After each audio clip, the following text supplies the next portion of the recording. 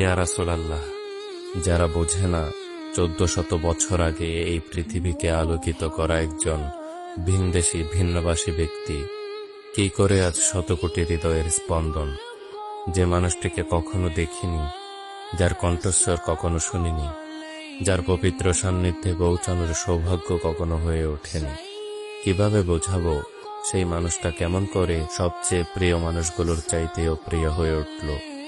আপনাকে আমি কি করে ভালো না বাসি ইয়া রাসূলুল্লাহ? যখন আপনি আমাকে ভালোবেসেছেন সেই 1400 বছর আগে, যখন আপনি আমাকে মিস করতেন, আশা করতেন যেন আমার সাথে দেখা করতে পারেন, অথচ তখন আমার জন্ম তো দূরের কথা, আমার কোনো অস্তিত্বই তো ছিল না। সেদিন সাহাবীরা আপনার চোখে পানি দেখে বলল, ইয়া রাসূলুল্লাহ, আপনি কাঁদছেন কেন? আপনি বললেন, আমার ভাইদের দেখতে ইচ্ছে করছে। সাহাবীরা বললেন, আমরা কি আপনার ভাই নই ইয়া রাসূলুল্লাহ?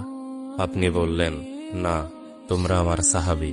আমার ভাই হলো তারা যারা আমার পরে আসবে এবং আমাকে কখনো না দেখেও তারা আমাকে বিশ্বাস করবে। মৃত্যু শয্যায় শুয়েও আপনার অন্তরে এই চিন্তা ছিল যে আমাদের পরিণতি কি হবে।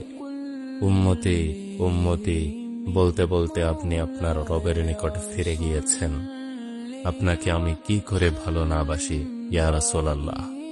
আল্লাহুম্মা সাল্লি ওয়া সাল্লিম আলা নাবিয়্যিনা মুহাম্মদ সাল্লাল্লাহু আলাইহি ওয়াসাল্লাম।